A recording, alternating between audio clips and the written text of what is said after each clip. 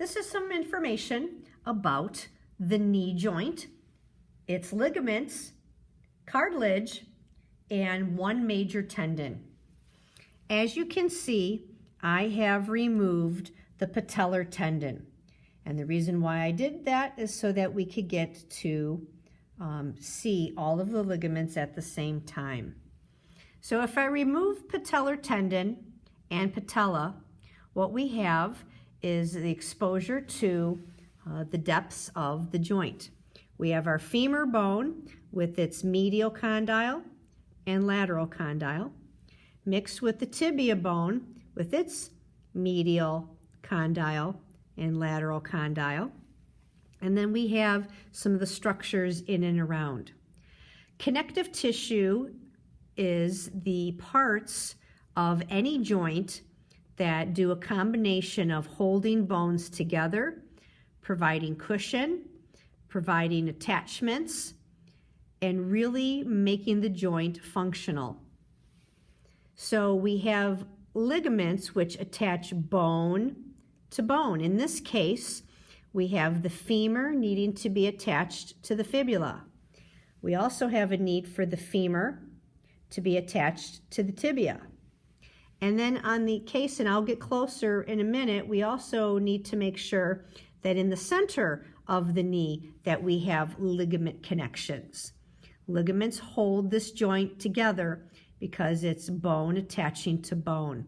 And so they're very, very strong tissues, and we need to be aware of that and to take care of them. So we're going to start here with our collateral. Collateral is the side. So you have one on each side. We know that this is the lateral collateral because our fibula bone is on the lateral side of the body. So this is lateral collateral. And then this is medial collateral. You can see that the lateral collateral is quite a bit shorter than the medial collateral. Both of these ligaments help to ensure that the knee does not buckle medially or does not buckle laterally. So it keeps these bones together, and it keeps from the condyles of femur and tibia from moving. Inside are the cruciate ligaments. There is an anterior cruciate and a posterior. In a moment, I will get closer so that we can talk about them. The cruciates make like an X or a cross. And what they're doing here is they are attaching femur to tibia and femur to tibia. So one's more forward, which is the anterior, and the one towards the back is more posterior, obviously. And this helps us to maintain that the inside of the bone stays together. Your collaterals are far thicker than these cruciates, which is probably one of the reasons why we have so many problems with our cruciates. But these are 4 of the major ligaments that you would need to know, and you're going to talk about a lot depending on your future profession. But since there are so many knee problems, our collaterals and our cruciates are part of the reason. Switching to a different connective tissue, we have this cushiony pad that's between the condyles, and that's called meniscus. You are probably most familiar with the term cartilage, and it is definitely that name, but the professional term is meniscus. So here is your medial meniscus, and then over here is your lateral meniscus. They are little pads that fit the entire top of the tibia, and it's cushioning between the 2 bones.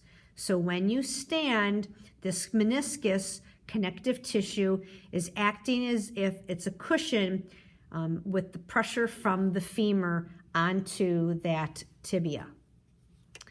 So now we need a closer look at the cruciates.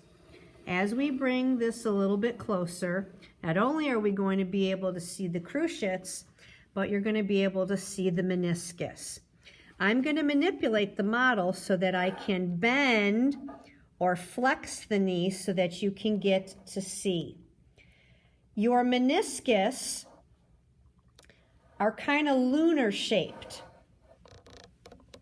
And you can tell now at the top are the condyles of the femur. And you can see a semi-lunar medial meniscus, and then on the opposite side, lateral. The other thing that you are able to see are the cruciates. Right here is your anterior cruciate, and in the back is the posterior. So because I have it bent so far, you're kind of unable to see, but here's the anterior cruciate, and then in the back is the posterior cruciate. And this anterior cruciate is the number one surgical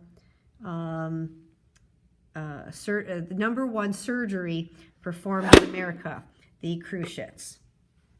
And so that is what they look like from the anterior. From the posterior, that is what the medial collateral looks like. It's quite large, and it helps to keep that bone stabilized medially. If I turn it around, I will see the lateral collateral. If I go to the back side, I am then able to see this posterior cruciate. And then in front there, that would be the anterior cruciate.